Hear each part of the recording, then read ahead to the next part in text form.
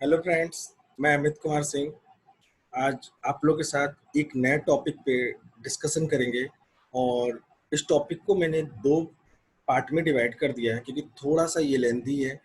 और लेंदी in sense कि थोड़ा सा लंबा टॉपिक है, लेंदी नहीं है, बहुत इंटरेस्टिंग टॉपिक है।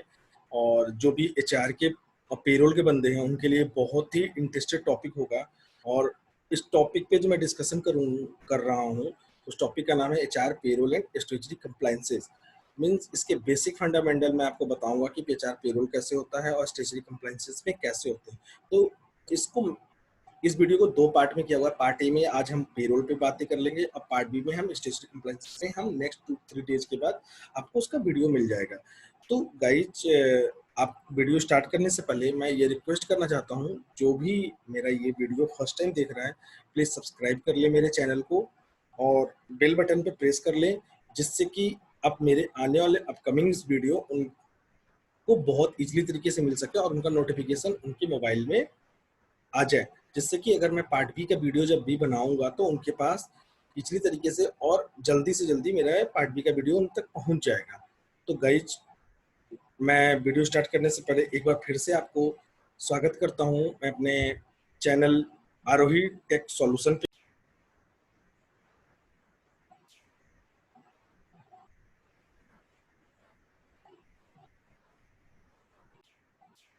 जहां से आपको हमेशा पेरोल रिलेटेड, कंप्लायंस रिलेटेड और statutory compliance related, IR related और एचआर रिलेटेड नॉलेज गेन होता रहता है। और ये मैं हमेशा आशा करता हूँ कि इसी तरीके से आरोही टेक सॉल्यूशंस की सर्विसेज आपको मिलती रहे। तो गाइज, हम पेरोल नहीं, पेरोल की आदत बनी हुई है, जब पेरोल करता हूँ तो पेरोल स्टार्ट बोल रहा हूँ, पेरोल की बात नहीं कर रहा हूँ। हम इस टॉपिक पे डिस्कस स्टार्ट करते हैं, जिस टॉपिक में हमने बोला just HR payroll and statutory compliances. तो हम जो डिस्कशन कर रहे हैं, इस टॉपिक पे डिस्कशन कर रहे हैं HR payroll and statutory compliances में। और आप यहाँ से देख सकते हो पार्ट ए। आज हम पार्ट ए और पार्ट बी, ये दो जगहों पे, मतलब पार्ट ए और पार्ट बी में डिवाइड किया हुआ है। पार्ट ए में आज जो हम डिस्कस करेंगे payroll, payroll system, payroll department पे, और then component and function of the payroll, और देन पेरोल सॉफ्टवेयर। और सेकेंड पार्ट बी जो हम डिस्कशन करेंगे, पार्ट बी पे जो हमारा डिस्कशन होगा, statutory compliance and definition and benefits, statutory law related to payroll. तो गाइज, ये दो पॉइंट आपको देखने को लग रहे हैं, बट ये दो पॉइंट थोड़ा सा लंबा है, इसलिए मैंने इसको पार्ट ए से अलग कर दिया पार्ट बी में, जिसपे हम आपको बता भी चुके हैं कि इसकी वीडियोस हम आपको आगे शेयर करेंगे। तो फ्रेंड्स, जैसा मैंने आपको बताया कि पार्ट ए और पार्ट बी जो हमारा आज का टॉपिक है HR payroll and statutory compliances, तो इसको दो पार्ट में डिवाइड किया हुआ है, पार्ट ए और पार्ट बी में।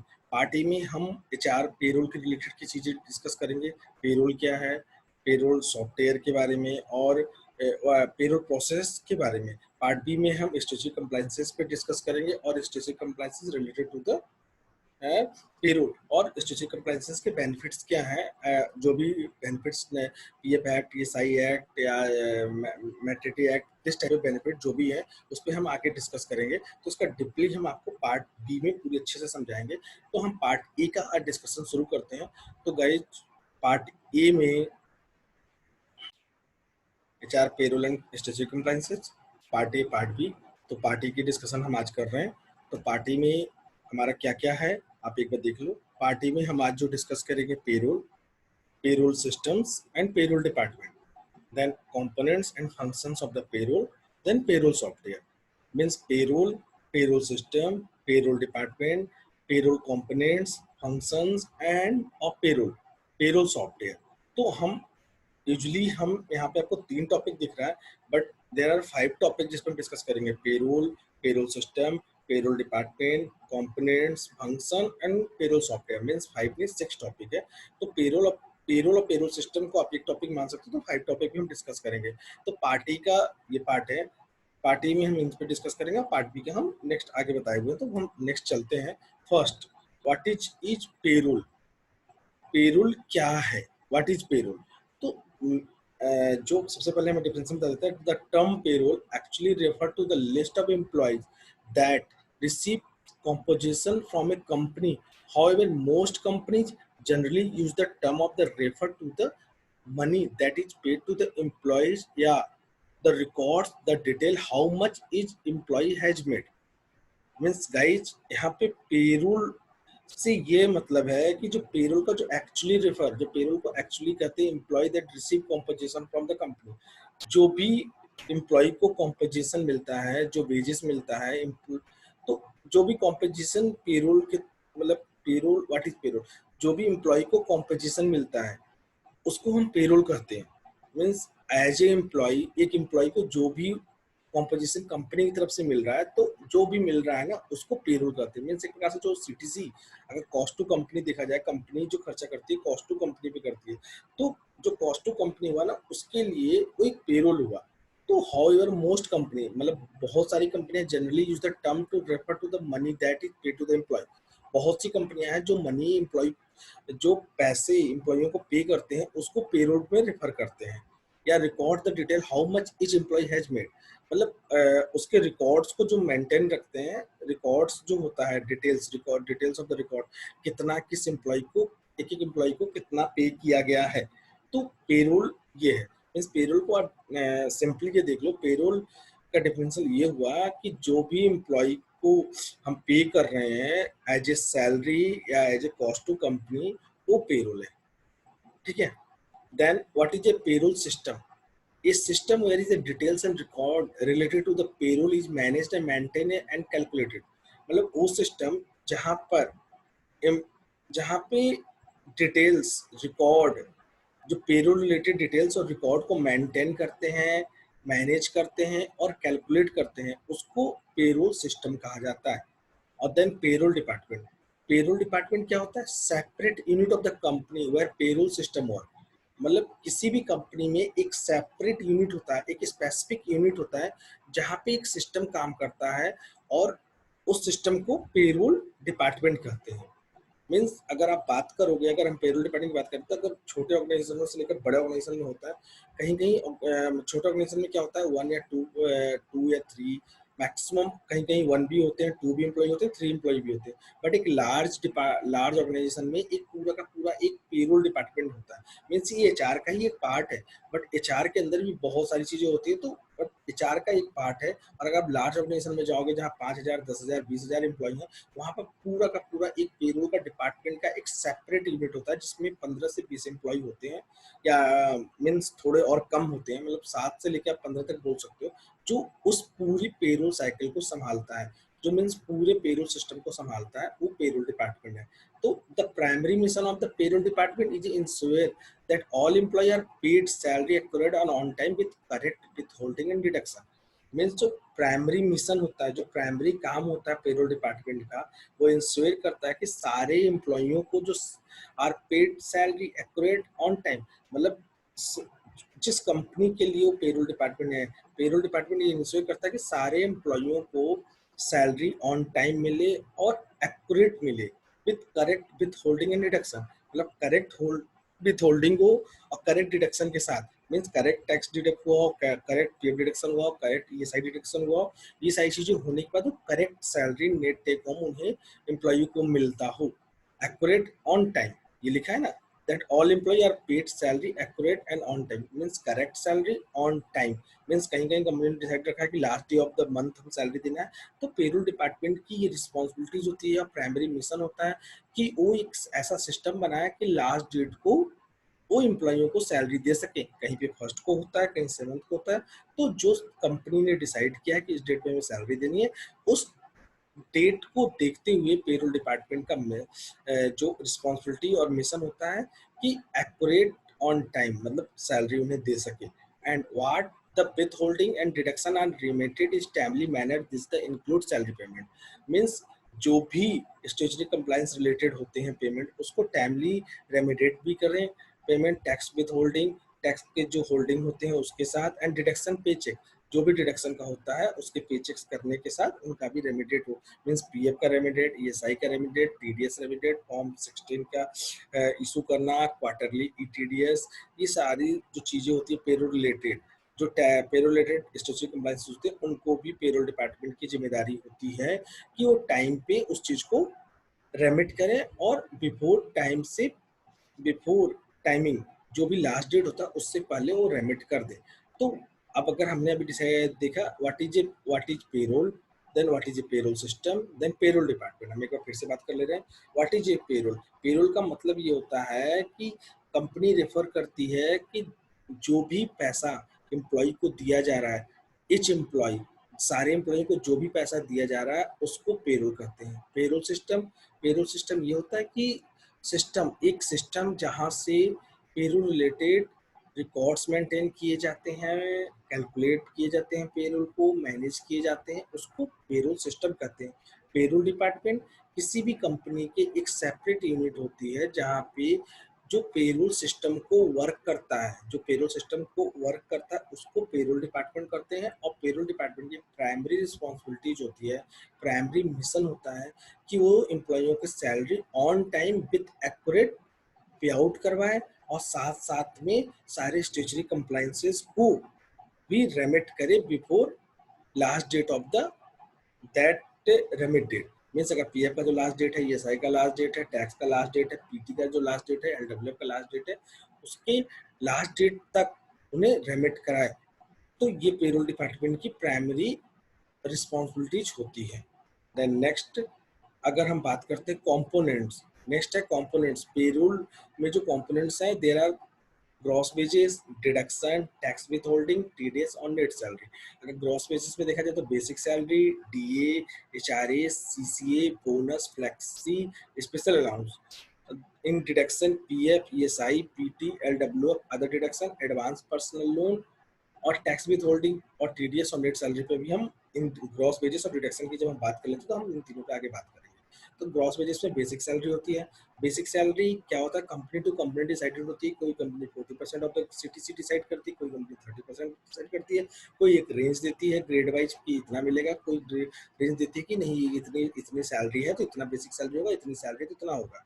तो ये डिपेंड करता है कंपनी टू कंपनी और कितना डिसाइड करे। तो जो भी वो डिसाइडेड होता है उसको हम बेसिक सैलरी करते हैं। डियरनेंस अलाउंस, ये भी डियरनेंस अलाउंस भी एक पार्ट होता है बेसिक उसका ग्रॉस वेजेस का, जो हमेशा मतलब कि हर 6 मंथ या 7 मंथ में ये हर 6 मंथ में इंक्रीज होता है गवर्नमेंट की तरफ से और हमें उस सिटी के अनुसार डियरनेंस अलाउंस देना होता है। देन एचआरए यूजुअली जो होता है 50% ऑफ बेसिक सैलरी होता है अगर मेट्रो सिटी की बात करें और 40% ऑफ द बेसिक सैलरी होता है नॉन मेट्रो सिटीज की। बट इसको भी एक कंपनियां कम कर सकती हैं, कम दे सकती हैं। वो अपने as per the local cities को देख के, सिटीज के अलाउंसेस को देख के एचआरए कम कर सकती है। बट मैं अगर टैक्स के बेनिफिट की बात करूँ तो 50% और मेट्रो सिटीज के मिलते हैं और 40% नॉन मेट्रो सिटीज के मिलते हैं। मेट्रो सिटीज में ओनली 4 सिटीज हैं, दिल्ली, मुंबई, कोलकाता एंड चेन्नई। और apart from the 4 cities, this all are the non metro cities for the HRA और वहाँ पे 40% का उन्हें बेनिफिट ही मिलता है। देन सीसीए, सिटी कॉम्पोनेशन अलाउंस, ये सीसीए। देन बोनस में स्टेशनरी बोनस भी होती है। As per the bonus act जो भी स्टेशनरी बोनस बनता है वो बोनस हम यहाँ पे करते हैं।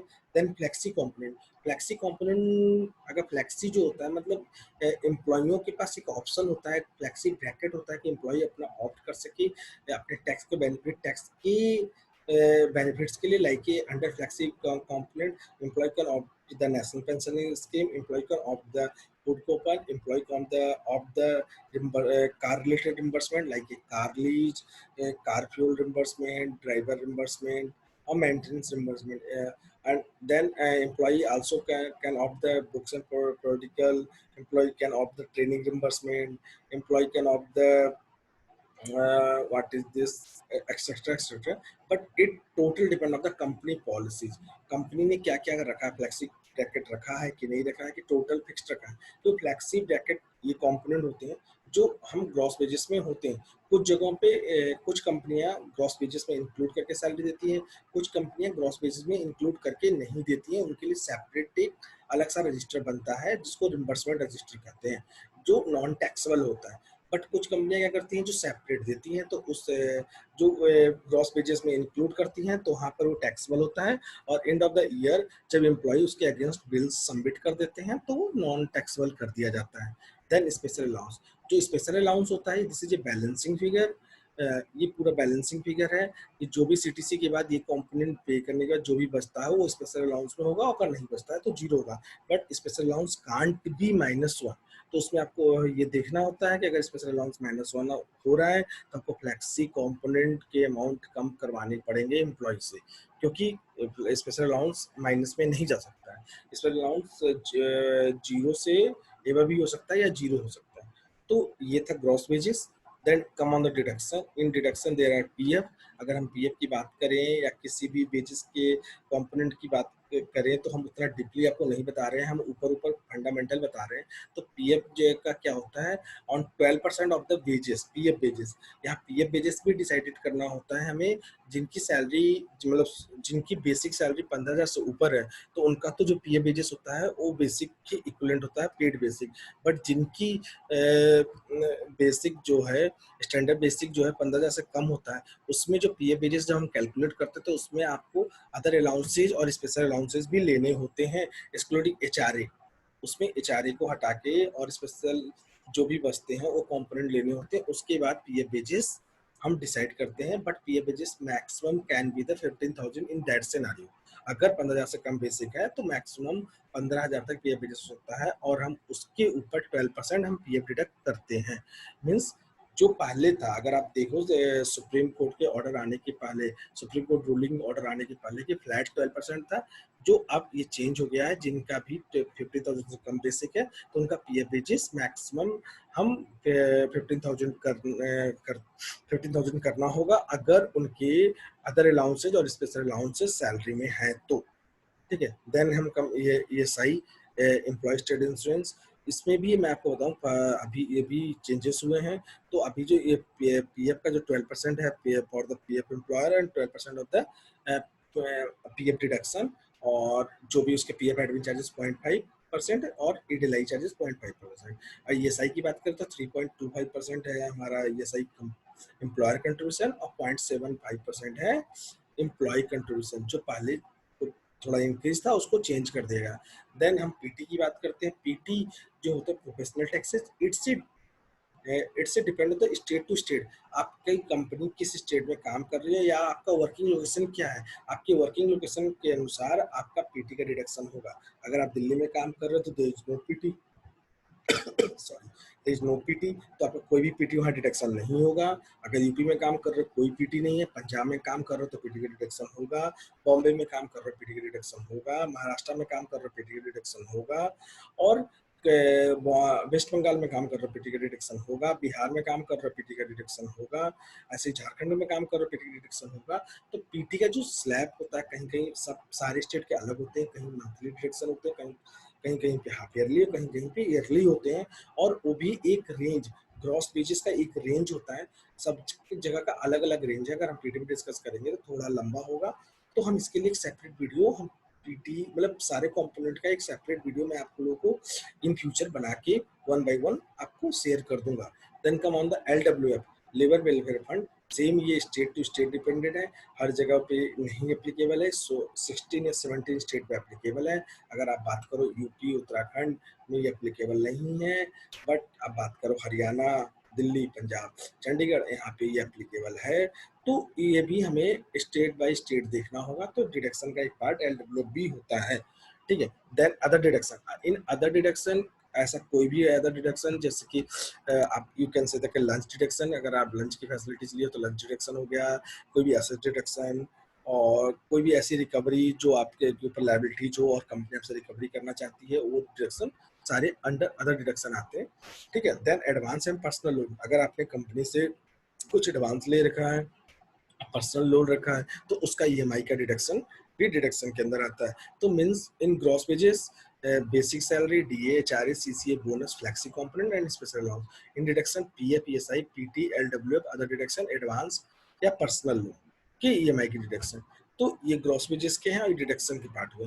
अगर इनके टोटल करें तो ग्रॉस वेजेस होता है, और इनका टोटल करेंगे तो डिडक्शन होता है। इसमें ग्रॉस वेजेस में कोई कंपोनेंट ऐड भी हो सकते हैं, कंपनी टू कंपनी होता है कि हाँ यहाँ कंपोनेंट और भी कुछ है तो ऐड कर सकते हैं। डिडक्शन में कोई कंपोनेंट अदर डिडक्शन मैंने इसलिए दिया कि कोई भी कंपोनेंट होगा तो अदर डिडक्शन में हो जाएगा, अदरवाइज अगर कंपनियां कुछ करती हैं तो उसमें अदर डिडक्शन में ऐड ऑन हो जाएगा। Then come tax with holding. तो हम सबसे पहले ग्रॉस वेजेस पे डिस्कशन किए, जिसमें हमने ये बता दिया कि इनका टोटल जो होता है ग्रॉस वेजेस होगा। फिर हम डिस्कशन किए डिडक्शन पे, जो मैंने बता दिया कि PF, ESI, PT, LW deduction, advance personal loan के टोटल को डिडक्शन करते हैं। Then come on the tax with holding. Tax with holding में क्या है, taxable gross means gross wages minus deduction, मतलब ये ग्रॉस वेजेस और डिडक्शन, ग्रॉस वेजेस डिडक्शन हटा दे जो बचता है ना, वो वो आता है टैक्स विथ होल्डिंग। मीन्स जो भी है, सपोज दैट मैंने 10,000 रुपये कमाया, मेरी अर्निंग थी और मेरा 2,000 का डिडक्शन हुआ पीएफ एस पीटी मिला के, तो मेरे जो 8,000 बच रहे हैं वो आएंगे यहाँ पे टैक्स विथ होल्डिंग। मीन्स जो 8,000 है उसमें इंक्लूड टीडीएस है, क्योंकि हमने डिडक्शन में एक टीडीएस भी पार्ट होता है, जो टीडीएस हमने यहाँ नहीं किया, उसको अलग किया। तो उस 8,000 पे जो भी मेरा टीडीएस बनेगा उस पर टीडीएस डिडक्ट होगा। तो मीन्स 8,000 जो मैं आपको एग्जांपल दिया, 10,000 अगर मेरी ग्रॉस वेजेस है, 2,000 मेरा डिडक्शन हुआ है, तो 8,000 मेरी टैक्सेबल ग्रॉस बनेगी और 8,000 मेरी टैक्स विथ होल्डिंग होगी। Then TDS percentage of the tax deduction as per the taxable income, मतलब जो भी आपका टैक्सेबल इनकम आ रहा है उसके ऊपर जो भी परसेंटेज डिडक्ट हो रहा है वो टीडीएस होता है, इनकम टैक्स। और इनकम टैक्स का स्लैब है, इसके लिए भी एक सेपरेट वीडियो बनेगा कहाँ से कैसे डिडक्शन होता है। मैं अभी आपको थोड़ा सा भी नहीं बता सकता, थोड़ा सा आप कह सकते हो कि इस साल से इनकम टैक्स का थोड़ा सा चेंज हुआ है, कि आपके पास ऑप्शंस हैं कि आप पुराने सब्सिडी में जाना चाहते हो कि नया सब्सिडी में, फिर उसके अनुसार आपके टैक्स के ब्रैकेट चेंज हो जाएंगे, उसके अनुसार आपका टीडीएस डिडक्ट होगा। तो वो आपको प्री इंफॉर्मेशन होता है, प्री पेरोल वो इन्फॉर्मेशन, उसके लिए भी हम एक सेपरेट वीडियो बनाएंगे। जब मैं टीडीएस का वीडियो बनाऊंगा तो उसमें मैं आपको बताऊंगा इन्वेस्टमेंट डिक्लेरेशन क्या होता है, इन्वेस्टमेंट प्रूफ क्या होता है, टीडीएस का कैलकुलेशन कैसे होता है, और टीडीएस का कैलकुलेशन कैलकुलेट होकर कैसे आता है। ठीक है, तो ये हुआ। Then net salary. Net salary क्या होता है, इन हैंड सैलरी, आपके हाथ में क्या मिल रहा है। इन हैंड सैलरी मतलब टैक्स कटने के बाद, after tax means after tax, after PF, after ESI, PT, after deduction और टीडीएस के बाद आपके हाथ में क्या मिल रहा है। मीन्स जो नेट सैलरी आपके हाथों में जो आपके बैंक अकाउंट में जाएगा वो आप उसको नेट सैलरी करते हैं। अगर आप देखा जाए तो net salary gross wages minus deduction, मतलब ग्रॉस वेजेस से डिडक्शन कम कर दो और टीडीएस कम कर दो, तो जो बचता है वो नेट सैलरी होता है। एंड एक वन टाइम्स मैं कंपोनेंट्स पे एक बार फिर से डिस्कस कर लेता हूँ। इन पेरोल जो कंपोनेंट्स होते हैं इसके देयर आर मतलब मैक्सिमम तो 2 and 3 पार्ट होते हैं। Gross wages deduction, then tax with holding, TDS and net salary. Gross wages में basic salary, DNS allowance, house rent allowance, city completion allowance, bonus, flexi component, special allowance. In deduction PF, ESI, PT, LWF, other deduction, advance personal loan. उसके tax with holding means gross wages में जो deduction को कम करने के बाद जो बचता है, तो टैक्स जो टैक्स के साथ इंक्लूड होता है वो टैक्स विद होल्डिंग मतलब टैक्सेबल ग्रॉस। टीडीएस जो भी टैक्सेबल डिटेल्स ग्रॉस पे जो डिडक्ट होता है उसको टीडीएस कहते हैं। Net salary, in hand salary जो बैंक अकाउंट में आपके आता है उसको नेट सैलरी कहते हैं। मीन्स जो ग्रॉस जो बना था ग्रॉस अमाउंट में से आप डिडक्शन को आप माइनस कर दो और फिर टैक्स को माइनस कर दो, तो जो बचता है वो नेट टेक होम होता है, टेक सैलरी होता है। तो ये मेरा कंपोनेंट्स पे एक बार फिर से डिस्कशन था कि component gross wages, deduction, tax with holding, TDS और नेट सैलरी का ये है। भाई जब इतनी चीजें आपको समझ में आ चुकी होगी तो हम नेक्स्ट चलते हैं। तो friends, HR payroll and compliance को दो पार्ट में हम लोगों ने डिवाइड कर दिया है, पार्ट ए और पार्ट बी। जो पार्ट ए पे आज हम डिस्कशन कर रहे हैं, पार्ट ए में हमने जो डिस्कशन किया what is a payroll, what is ए पे, फर्स्ट था कि पेरोल क्या है, second what is a payroll system, third what is a payroll department, और देन कंपोनेंट्स। इसके बाद एक और अभी बचा हुआ है वो है पेरोल सॉफ्टवेयर। तो पेरोल सॉफ्टवेयर में डिस्कशन करने से पहले हम एक बार गो थ्रू करते हैं कि हमने क्या क्या डिस्कस किया। तो सबसे पहले पेरोल, पेरोल क्या होता है। पेरोल मीन्स कंपनियां जो प्रेफर करती है कि जो भी एम्प्लॉय को सैलरी दी जा रही है उसको पेरोल कहते हैं। Then what is a payroll system, payroll system जहाँ से पेरोल कैलकुलेट करना, पेरोल को मेंटेन करना और पेरोल के रिकॉर्ड को रखना, जो ये सिस्टम काम करता है उसको पेरोल सिस्टम कहते हैं। और then payroll department, payroll department जो इस पेरोल सिस्टम को वर्क करता है उसको पेरोल डिपार्टमेंट बोलते हैं। और पेरोल डिपार्टमेंट का जो प्राइमरी रिस्पॉन्सिबिलिटी या प्राइमरी मिशन जो होता है, एम्प्लॉइयों को सैलरी ऑन टाइम जो डिसाइडेड डेट है उस डेट पे मिलना चाहिए with accurate data, with accurate salary means उनका करेक्ट पीएफ डिडक्शन हुआ हो, करेक्ट ईएसआई डिडक्शन हुआ हो, करेक्ट टीडीएस डिडक्शन हुआ हो, और साथ साथ में पेरोल डिपार्टमेंट की रिस्पॉन्सिबिलिटीज भी है कि सारे डिडक्शन, स्टेचुटरी डिडक्शन, रेमिट भी ऑन टाइम होने चाहिए। देन अगर हम बात करते हैं उसके बाद हमारी डिस्कशन होती है कंपोनेंट्स पे। कंपोनेंट्स में हमने ग्रॉस वेजेस डिडक्शन किया, gross wages, gross deduction, then tax with holding, then TDS, then net take home. अगर हम बात करें ग्रॉस वेजेस में तो हमने ग्रॉस वेजेस में basic, HRA, tenure allowance, CCA, special allowance और फ्लेक्सी कंपोनेंट आते हैं। और ग्रॉस डिडक्शन में PF, provident fund, employ state insurance deduction, then professional tax, then labor welfare fund, other deduction और पर्सनल लोन है, advance salary का deduction जो EMI के रूप में होता है। और अपार्ट फ्रॉम दिस वन ये सारे ग्रॉस डिडक्शन होते हैं। देन टैक्स विथ होल्डिंग, जो ग्रॉस वेजेस अगर से ग्रॉस डिडक्शन हटा दे, जो अमाउंट बच रहा है उसको टैक्स विथ होल्डिंग करते हैं, मीन जो एक्चुअली टैक्सेबल अर्निंग को टैक्स विथ होल्डिंग करते हैं, मतलब इंक्लूड टैक्स है। उसके बाद उस टैक्सेबल अर्निंग के ऊपर जो हम टैक्स कैलकुलेट करते हैं उसको टीडीएस करते हैं, और उसके बाद जो टीडीएस को हटा देते हैं टैक्स विथ होल्डिंग में, जो बचता है वो नेट टेको में जाता है। नेट टेको में जाता है मीन जो आपके अकाउंट में सैलरी आती है, जो आपके बैंक में सैलरी आती है, या जो आपको चेक के थ्रू सैलरी मिलती है, उसको नेट सैलरी बोलते हैं। मीन जो ग्रॉस सैलरी आपकी, सपोज दैट 10,000 है, उसमें से 2,000 का इस ये ग्रॉस डिडक्शन हुआ और 1,000 का टीडीएस डिडक्शन हुआ, मीन्स 2,000 ये और 1,000 ये, तो 3,000 का आपका डिडक्शन होगा। 10,000 minus 2,000 minus 1,000 equal to 7,000, means आपको 7,000 आपके हाथ में सैलरी मिलेगी। तो ये gross wages minus gross deduction minus deduction equal to net take home salary, जो आपके हाथ में सैलरी मिलेगा। तो हम अब चलते हैं, नेक्स्ट डिस्कशन करते हैं नेक्स्ट पॉइंट पे, जो है हमारा पेरोल सॉफ्टवेयर। तो friends, payroll software is used to manage, organize and automate the employee payments. Organization use the software calculated, tracks all payments and maintains all payment record. Automate. Payroll software will allow management to monitor time and attendance, tax information, statutory compliances and pay structure. The software will integrate easily into exit company procedure. Compared to paper-based system, payroll software significantly speed the payroll process while processing error-free with accurate statutory deduction and TDS. Means payroll software is used to manage, organize and automate the employee payment. Mean जो payroll software होता है वो क्या करता है कि manage करता है, organise and automate employ payment.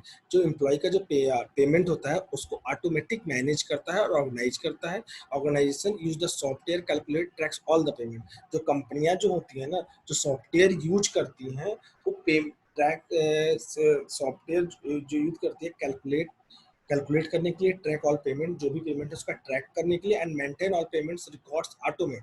जो भी पेमेंट्स का रिकॉर्ड है, जो पेरोल का रिकॉर्ड्स है, उसको ऑटोमेटिक मेंटेन करने के लिए सॉफ्टवेयर का यूज होता है।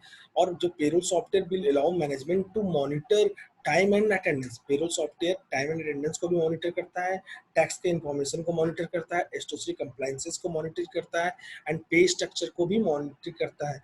The software will integrate easily into exit company procedure. जो सॉफ्टवेयर होता है उसको इंटीग्रेट बहुत इजीली करता है, जो भी कंपनी का प्रोसीजर है, जो भी कंपनी के प्रोसेस हैं पेरोल के, जो भी पेरोल सिस्टम है, जो पेरोल सिस्टम को काम कर रहा है, वो सॉफ्टवेयर में जाने से थोड़ा इंटीग्रेट बहुत इजीली होता है। अगर हम पेपर बेस्ड सिस्टम से हम कंपेयर करें, compare to the paper based system, तो payroll software significantly speed the payroll, मतलब पेरोल सॉफ्टवेयर का जो प्रोसेस होता है वो स्पीड्स में काम करता है in compare to the paper system, और वाइल प्रोसेसिंग एरर फ्री। जबकि और जो पेरोल का एरर होता है वो एरर फ्री होता है, रिड्यूस होता है compare to the paper system, बहुत ही कम होता है, 90% तक कम होता है with accurate statutory deduction and TDS. और जिसमें एक्यूरेट स्टेचुटरी डिडक्शन भी होते हैं, टीडीएस मतलब पीएफ, ईएसआई, पीटी, एलडब्ल्यूएफ और टीडीएस का जो डिडक्शन होता है ना, वो एक्यूरेट होता है, अप्रोक्सीमेटली 95 या 99% तक करेक्ट होता है। तो पेरोल सॉफ्टवेयर कि अगर हम बात करें तो पेरोल सॉफ्टवेयर आप ये कह सकते हो कि पेरोल सॉफ्टवेयर जी एक मतलब कि ऑटोमेटिक, मतलब जो हम पेपर बेस्ड काम करते थे पहले, उसको ऑटोमेटिक कर दिया गया, डिजिटली कर दिया गया। ये सारे रिकॉर्ड को हम डिजिटली मेंटेन कर सकते हैं। पेरोल सॉफ्टवेयर के थ्रू हम अटेंडेंस, टाइम एंड अटेंडेंस को मेंटेन कर सकते हैं, मॉनिटर कर सकते हैं, टैक्स के इन्फॉर्मेशन को मॉनिटर कर सकते हैं, स्टैट्यूटरी कंप्लायंसेस मॉनिटर कर सकते हैं, एंड पे स्ट्रक्चर मॉनिटर कर सकते हैं। सॉफ्टवेयर मीन्स आप इसका एक सिंपल सा एग्जांपल ले सकते हो कि अगर जब भी सपोज दैट, मैं एक एग्जांपल देना चाहता हूँ कि अगर आप काम कर रहे हो, ठीक है, किसी कंपनी में पेरोल डिपार्टमेंट में, और कोई एक एम्प्लॉय आता है और आपको बोलता है कि मुझे मेरी पे स्लिप चाहिए 1.5 साल, मतलब अप्रोक्सीमेटली 1.5 साल छोड़ दो, 6-7 महीने पीछे का। तो आप अगर पेपर वर्क में काम करोगे तो आपको फाइल खोलनी पड़ेगी पे स्लिप की, उसके बाद मंथ में जाना पड़ेगा जिस मंथ के लिए मांगा है, फिर उसके बाद जिस डिपार्टमेंट के लिए वहां जाना पड़ेगा। इस तरीके से आपको पूरा पे स्लिप निकालना होगा, फिर उसकी जीरोक्स कॉपी करके उन्हें शेयर करनी होगी। तो इसमें टाइम टेकिंग कितना होगा? अप्रोक्सीमेटली एक पे स्लिप देने के लिए आपको 15 मिनट तक लगेंगे। बट और वो एम्प्लॉय भी आपके पास वर्बली आएगा, आपके पास फिजिकली आएगा, वर्बली बोलेगा, तब उनको आप पे स्लिप दोगे। ठीक है। अगर ये सॉफ्टवेयर में है तो एम्प्लॉय के पास भी, एम्प्लॉय खुद ही उस पे स्लिप को जनरेट कर सकता है। एम्प्लॉय के पास HRIS सिस्टम होते हैं, HRIS पेरोल सिस्टम दे दी जाती है, ESS system, employ self service system दिए जाते हैं, जिससे कि एम्प्लॉय खुद भी निकाल जनरेट कर सकता है और स्पूल कर सकता है। अगर एम्प्लॉय नहीं कर सकता तो एम्प्लॉय को आप के पास अगर एम्प्लॉय आता है फिजिकली, तो आप विद इन मैक्सिमम एक पीछे, मतलब 6 मंथ 7 मंथ बैक का अगर जो पेस्लिप मांग रहा है, विद इन मैक्सिमम टू 1 से 2 मिनट में आप उसको इजिली तरीके से स्पूल करके दे सकते हो। मीन्स यहाँ पे आप अप्रोक्सीमेटली 13 मिनट टाइम बचाए। तो इस तरीके से बहुत छोटे छोटे काम है। सपोज दैट जैसे कोई बड़ा मैनेजमेंट बोलता है कि नहीं, ये ऑडिट आया हुआ है, इस ऑडिट की रिक्वायरमेंट है 2 साल पहले का, तो आप कागज जो पेपर वर्क होता है पीछे पलट रहे हो, चेक कर रहे हो कहाँ पे है, फिर निकाले, फिर वो उनको दिया कि हाँ ये लो, ये अटेंडेंस है, ये पेरोल का स्ट्रक्चर है, ये पे आउट कराया था, ये किया था। बट अगर वहीं पर ऑटोमेट हो, पेरोल सॉफ्टवेयर से काम हो रहा हो, तो आप उसको भी इजीली तरीके से 5 से 10 मिनट में उनको निकाल के दे सकते हो। तो पेरोल सॉफ्टवेयर का ये यूज है, और पेरोल सॉफ्टवेयर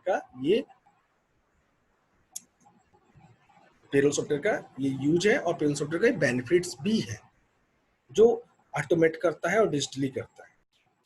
तो फ्रेंड्स, आज हम लोगों ने डिस्कस कर लिया। हम एक बार फिर से एक छोटा सा गो थ्रू कर देते हैं। आज हम HR payroll and statutory compliances पे हम आप लोग साथ डिस्कस कर रहे हैं, हम और आप मिल बैठ के। तो इसमें HR payroll and statutory compliances को 2 पार्ट में डिवाइड कर दिया, part A, part B. Part A में हम payroll system, payroll department, components and function of the payroll and payroll software पे डिस्कशन किए, जिसमें से हमने what is a payroll, payroll क्या है, what is a payroll system क्या है, what is a payroll department क्या है। फिर देन कंपोनेंट्स पे हम डिस्कशन किए, gross wages deduction, tax with holding क्या है, TDS क्या है, नेट सैलरी क्या है।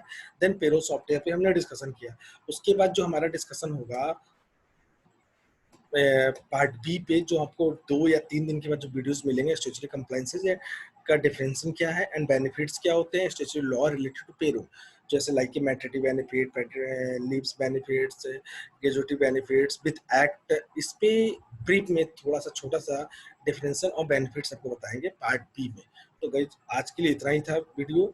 और जस्ट 1 मिनट फ्रेंड्स, आज के लिए इतना ही था। पे हमारा HR payroll and stationery compliances का पार्ट ए का वीडियो अभी जो टॉपिक था वो कंप्लीट हुआ, और मैं होप करता हूँ, आशा करता हूँ कि आप लोग को समझ में आया होगा अच्छे से, और जो भी अभी हमने डिस्कशन किया उसको आप यूटिलाइज करोगे अपने ऑर्गेनाइजेशन में, अपने सेल्फ नॉलेज के लिए और अपनी जानकारी के लिए उसको यूटिलाइज करोगे। तो फ्रेंड्स, वीडियो कंप्लीट करने से पहले मैं आप सबसे एक रिक्वेस्ट करना चाहता हूं कि प्लीज़ मेरे आरोही टेक सॉल्यूशन को सब्सक्राइब करें और प्रेस करें बेल आइकन बटन पे, जिससे कि आपको अपकमिंग वीडियोस आपको इजीली तरीके से मिल सकें। Thank you watching my channel Aarohi tech solution, और होप करता हूं कि आप पार्ट बी वीडियो का वेट कर रहे हैं, और पार्ट बी वीडियो आपको बहुत। Bye friends, good day, have a nice day, bye bye. Waiting for the part B video, और आपको जल्दी ही मिलेगा पार्ट बी। बट प्लीज एक बार मैं फिर से करता हूँ, सब्सक्राइब करो, press on the bell button, bell icon पे आप क्लिक करो और लिंक को लाइक करो और शेयर करो अपने रेफरेंसेस में, और हमारे चैनल को आप 100 सब्सक्राइबर तक जल्दी से जल्दी पहुंचाओ। Bye guys, thanks.